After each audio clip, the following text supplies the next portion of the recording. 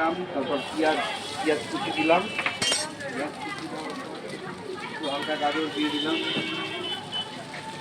Capsicum আর বাঁধাকপি দিয়ে দিলাম, হালকা লঙ্কা দিয়ে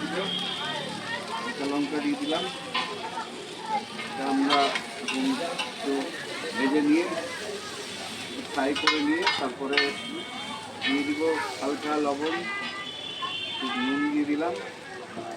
নুন দেওয়ার পরে ভাজার পরে একটু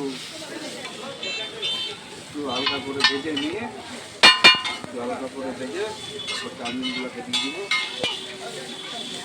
চাউমিন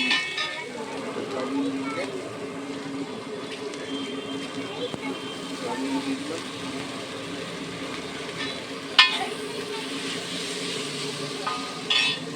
হালকা করে সয়া সস দিয়ে দিলাম। সয়া সসের পরে মশলা বানানো আছে, মশলা দিয়ে দিলাম। মশলা দেওয়ার পরে হালকা করে ফ্রাই করে নিলাম। হালকা করে ফ্রাই হচ্ছে, আঁচটাকে এবার কমিয়ে দিব। আঁচটাকে কমিয়ে দিয়ে হালকা একটু ভালো করে ভেজে নেব। ভালো করে ভাজা হয়ে যাবে। ভেজ চাউমিন না এক চাউমিন বলবো? ভেজ। চাট মশলা মেরে দিলাম।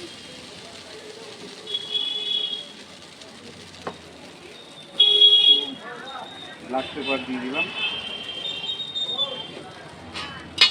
দেওয়ার পরে সস দিয়ে দিব একটু। সস দিলে কি একটু টক ভাব হয়, চাউমিনটা খেতে সুস্বাদু হয়। টক হলে চাউমিনটা একটু স্বাদু হয়। আমাদের চাউমিনের রেসিপি দেখতেই হচ্ছে, চাউমিন বানা হচ্ছে।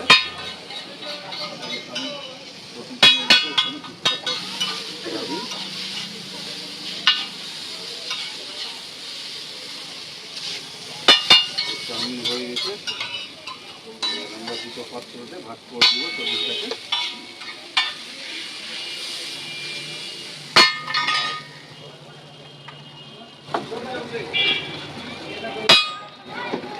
চাউমিন কমপ্লিট, উঠিয়ে দিলাম।